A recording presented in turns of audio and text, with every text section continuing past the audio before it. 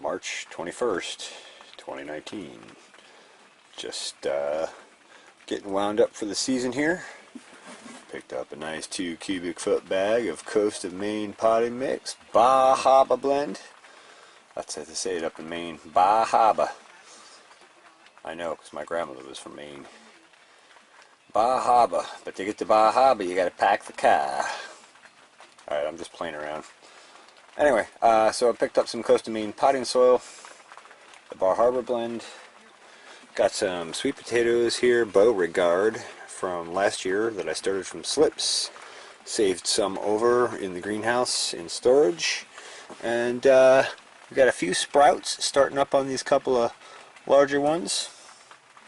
So we're going to go ahead and put some of these in into this planter here and put some soil in, and we're going to start propagation, and we're going to go from there. So this will be the base for the potato crop this year. I'm doing sweet potatoes only. I might do some regular potatoes, but probably not. I had a huge Colorado bug infestation, and I want to give them a chance to die out for a year. Starve them for a season, so to speak, because my soil nutrition obviously is not up to par enough to blow them up when they start eating. So these two big ones and a couple of these other ones I'll probably do, and maybe a couple of those smaller ones, we'll stick them in here. We'll put some Coast of Maine soil on them. We'll hit them with a shot of C-Stem from Advancing Eco Agriculture, and we'll let them ride. So just thought I would share that. Yeah, so listening to a live stream with Two Family Homestead here in the background on the old Raspberry Pi. Kind of listening in and commenting here and there between. So if you haven't checked out Two Family Homestead, interesting channel, worth checking out. So there. Alright, we'll get started. Alright, so sweet potatoes are in their start tray, sitting on top of the thermal mass tank here with a spacer so they stay nice and warm. Should trigger them right along. We should be able to generate lots and lots of slips for this season. So now I got some transplanting to do, some rosemary. I just went through here with the concrete trowel and took a dig, and you can see these were took these cuts I think in like January or so, somewhere around there. Anyway, you can see that these cuts have all developed nice root systems, or the start of nice root systems. And so what I'm going to do with these is plunk them over into these starter cups. And yes, I know I should clean those out, but I'm not worried about it. But if you're doing stuff you should clean out, start with good clean pots and such. I know what that soil was and what was in it and all, so I'm not worried about it, but for normal practices it's good to clean things out. Anyway, so what I'm going to do is transplant these in with some of that Coast of Maine potting soil, and I'll probably go back and clip the tops of these. That'll encourage these branches that are starting to develop to flourish out, and we'll have nice bushy plants starting. I think I counted 22 in this batch, so that'll take 16, and I'll have to go grab another 12 rack or something like that of those, or maybe some other container, depending what I have, and transplant them out. I'll get you a shot of those in a moment. Just a moment. Alright, so they're all transplanted. Let's see, 16 and 6, yeah, that's 22. I did 6 of them where I had a little bit bigger root structure and had taken off a little more, so I did those 6 in the 6-inch pots. Those may be grown out either to become mothers, or they may go to plant sales, I don't know which. And then these other ones are really only in here for another couple of weeks until the weather breaks a little more, and I can go outside into bigger containers with them and make them crank out. Anyway, those are all transplanted, and I did notice a few volunteer basil plants in here, here and there. Don't know if I'll save those or not, because I'm actually going to take a bunch of these 10-20 trays today and start some basil, some peppers, some tomatoes, and I didn't know all what else, but a few other things. that's where we're at. I'm going to go back and prune these off quick, and I'll give you a shot of them quick. Okay, so here they are all trimmed back. There's the tops that I trimmed off. And just a reminder, I did a video on this not too long ago with that avocado tree about pruning and cytokine and auxin hormone interactions and how those two antagonize each other. But just very briefly, I'm doing two things to enhance root growth on these cuttings. Number one, I clip the top off. That tips the balance and puts it in favor of cytokines, which promotes roots and shoots. And the other thing I'm doing is I'm putting something from Advancing Agriculture on called C-Stem. It's basically made from a cold ocean seaweed, deep cold ocean seaweed. It's very high in trace minerals and also in plant hormones that favor shoot growth, as well as developing plant immunity to disease and pests. So that's that.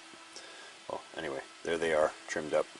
Time to lay out some trays and put some seeds in. I guess real quick while I get the camera out here, I'll just show you. These are jalapeno M seeds. These are actually from 2017.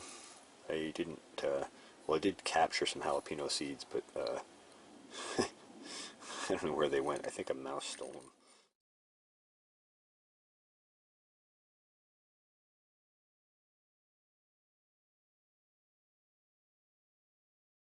So there's plenty here for from 2017, and they should be plenty viable. And of course, I'm going to load them on the tray. So that's those. The other thing we have here are the crimson beefsteak seeds. I don't know if you can see those there in the jar. It's a very large fruit, and they're nice and smooth and round, so they make for really easy, nice slicing, and they taste delicious. So I just kind of wanted to show a few on the vine, and then I want to show you a box of them that I picked off a couple of days ago that I've been letting ripen. I really like to let them ripen on the vine. I think they really have the best flavor that way, but there are times when you can't do that, like when you let your chickens out and they get in here and they peck holes in, you know, I can show you a beefsteak tomato.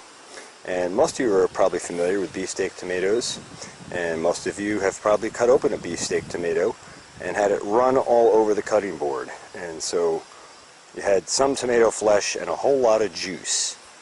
Well, what I'm going to show you today is that tomatoes grown in high nutrition don't do that. I had someone make a comment recently. I offered them one of these beefsteak tomatoes, and she said she didn't want to take it with her because she said they were usually watery.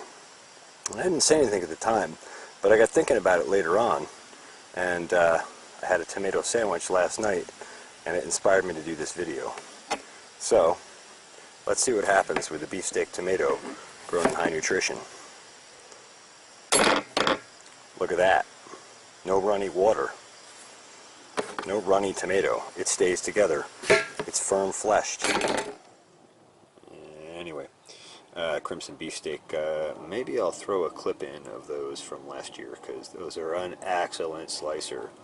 I might throw a couple clips in. I'm really excited to have a tomato sandwich again soon.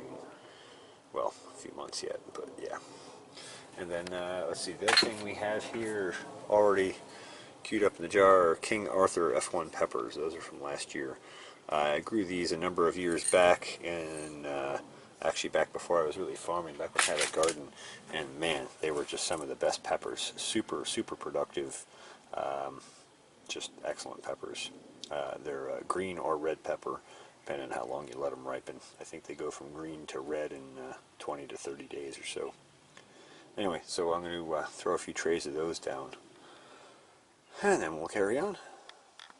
So this is not a plug for Dunkin' Donuts. I used to go to Dunkin' Donuts a lot when I worked a regular full-time job, and you know, didn't have time to make coffee. Anyway, so this is not a plug for Dunkin' Donuts. I recommend you go somewhere else for good coffee, but that's just my personal opinion. Anyway, I saved a bunch of these styrofoam cups for a couple of reasons. One, they were good for starting seeds in, back before I had better seed starting trays and such. And two, because they make excellent labels. I tried all different stuff, and I looked into buying labels, but I thought they were way too expensive for a little tiny piece of plastic that you can write on. And so what I do is I cut them down. Let's see if I can find where I put that. Anyway, I take a pair of scissors, you'll see in a minute, and I go around and cut these into basically into like tabs, because they're styrofoam, which I'm not a fan of, but you know, if we're gonna have styrofoam, let's use it as much as we can. So I cut them into strips, and then I write my plant labels on them, and they go in. And I use an indelible marker on these, and they last at least 12 months. So when I go from the starting trays over to the next size, or when they transplant into the ground, those tags go in with them. And later on in the season, if I'm not sure what variety is or when it was started or any of that, I can pull that tag back out, and it still has all that label information on it, so I can look and see you know, what it was. So, so this is what I do. I just put in the beefsteak tomatoes here. I basically sprinkled a nice layer of them on, and I put some soil on top, and away we go. I want a lot of these this year. I'm going to try and scale production up a bit in that regard. Anyway, that's that. Okay, so I could have showed that a lot faster, but basically I take a pair of scissors, and I go around and cut up tabs, and then I can break off a tab whenever I need it. They're readily available. And I just go and write on these with an indelible marker. I put the seed variety, the date, and any other pertinent information like what generation it is or whatever in under my propagation, and it just goes boom in there, and it's waterproof and white. It sticks out, and it doesn't fade away in the sun. So that's how we do it. So here's one of my labels with my chicken scratch on it. So the beefsteak tomato started on 321, and the F3 indicates that this is the third generation under my care and control, under Trace Mineral Nutrition. I will spare you a long dissertation on it, but suffice to say, improving trace mineral nutrition can unlock existing DNA in plants and improve yields and productivity. If you want to know more about that, ask a comment down in the comment section, and I'll try to respond. Some other seeds I saved from last year are holy basil. I showed the holy basil plant in the greenhouse tour recently. It came through the winter, and I cut it back, and it came back through. But what I didn't show was I saved that tremendous amount of seeds from it. That whole pile in the bottom is seeds, and then this was the other plant. Actually, this is the trim off that I did, and all of these pods here are full of seeds as well. So I'm going to do probably a couple of flats of these. Such a medicinal plant. Holy basil is also called Tulsi, so yeah, no relation to Tulsi Gabbard. Alright, so we got 4 flats of seeds tripped off for now. More seeds to recover from the seeds archives and collect and plan, but for now we got a sort of a jump start on the season. Certainly in New York it's a jump start. So we got King Arthur peppers. Those are seeded heavily just like the others. Jalapeno M, beefsteak, and holy basil or Tulsi. They're all seeded real super heavy. Just put them into nice damp Coast of Maine soil, but I probably will come along and water them tomorrow sometime to give them a little extra moisture, and probably at that point I'll put a very dilute concentration of C-stim and perhaps just a drop or two of Accelerate in to make sure all the trace mineral and hormonal support is there.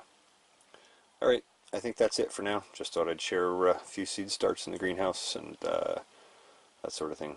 Thanks for watching the Pharmacy Seeds Network.